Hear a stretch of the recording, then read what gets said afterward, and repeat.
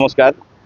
मोर नाम डॉक्टर बोम्मल कांताराव नवभारत निर्माण सेवा पार्टी जातीय अध्यक्ष। आज मोर अभियोग रही आज मु सेक्रेटेरिएट आसती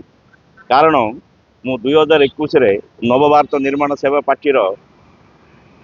क्वार्टर अलॉटमेंट मु दरखास्त देती किंतु से बारंबार रिजेक्ट करते से मुझे हाईकोर्ट द्वारा देती। हाईकोर्ट नोटिस भी देती 2022 आज पर्यंत रिप्लाई देना किंतु वर्तमान नुआ सरकार आसबार मु आउ थे 28/6/2024 पुणी आउ थे एप्लाई कली। मु बारंबार सेक्रेटरी जाऊँगी ऑफिशियल कांटेक्ट करछि किंतु आज पर्यंत क्वार्टर अलॉटमेंट करना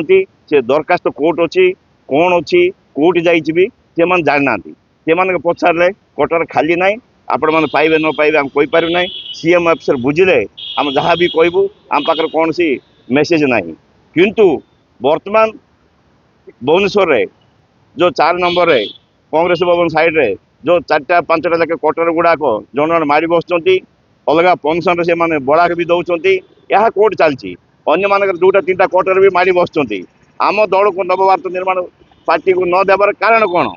यहाँ मुझे द्वारस्थ होईटा समाज सब जानतु पब्लिक कौन सी काम हो पारनी से तुरंत करेंगे बोली आपण माध्यम